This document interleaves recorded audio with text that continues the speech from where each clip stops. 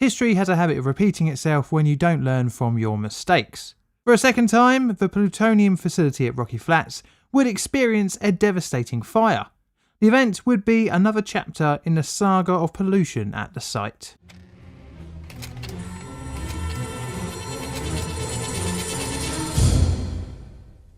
The Rocky Flats plant is up there as one of the worst nuclear industry sites for long-term contamination. The facility would experience not one, but 2 plutonium fires.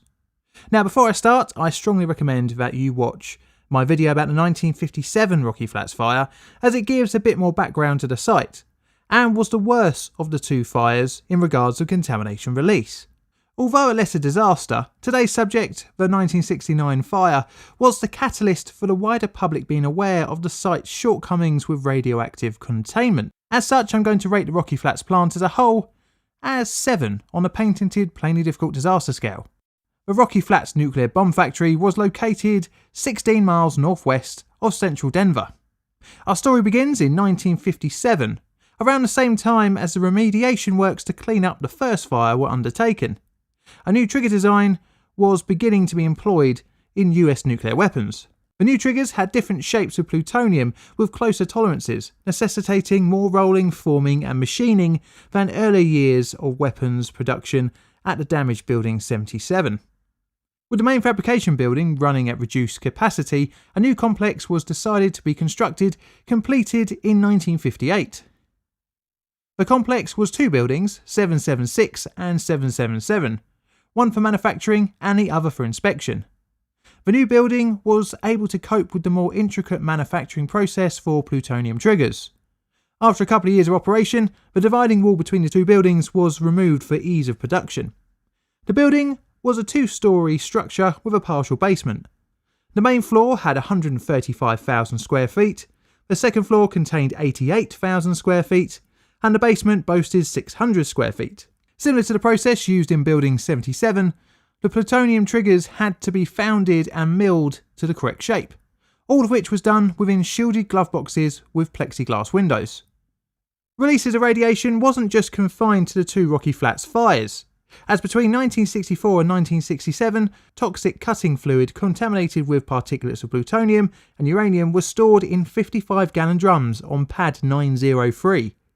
Over the years, the drums had corroded on their underside, leaking the contaminated effluent into the soil around the storage area. With some of the waste mixed with dust, between 1.4 and 15 Ci, or 19 to 208 grams of plutonium dust, was released, contaminating off-site areas to the south and east, necessitating the pad to be paved over with asphalt. Leading up to 1969, over 10 modifications to the complex were undertaken as production grew. 4 principal glove box systems existed at Building 776, 777. These included North Foundry Line, the South Foundry Line, the Centre Line, and the North-South-East Machining Line. All production operations were carried out in glove boxes that were interconnected. This leads us on to the 11th of May 1969, and a small smouldering fire in one of Building 776 or 777's glove boxes that would turn into one of the most costly industrial accidents up until that point in US history. At around 2 p.m, a smouldering began in an open plastic can containing plutonium. As we saw in 1957, the material slowly burns, much like charcoal, and again the cause of the spontaneous ignition is not completely known. Eventually, the smouldering ignited the plastic, causing a much bigger fire as other materials set alight. The fire was spread about by the glove box ventilation systems. There were very few fire breaks in the line, causing damage to a large proportion of the building.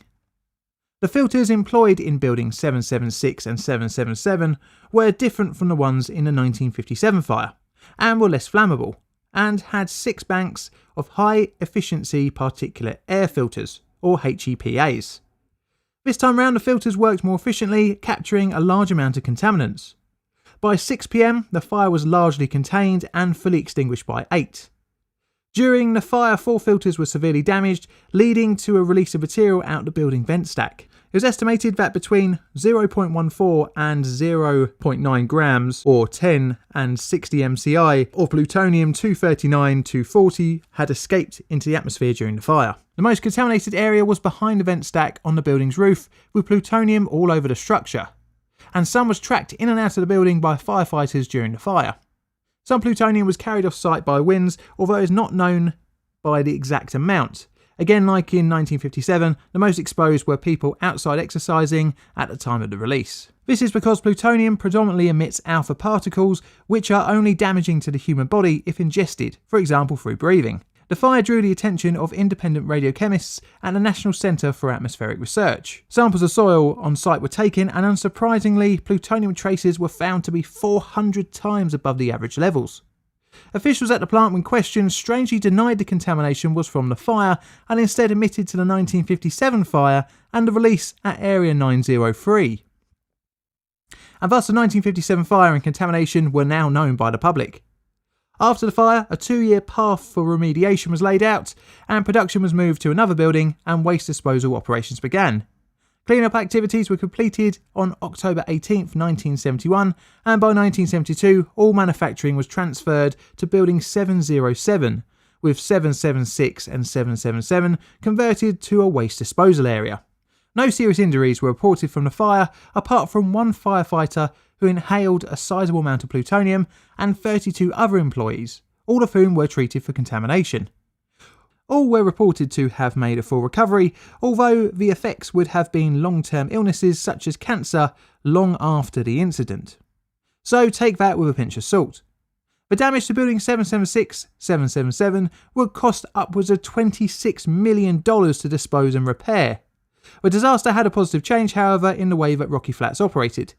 The event pushed forward safety system improvements, including the installation of water sprinklers, firewalls to control the spread of fire, and the use of inert gas for plutonium operations to prevent spontaneous ignition.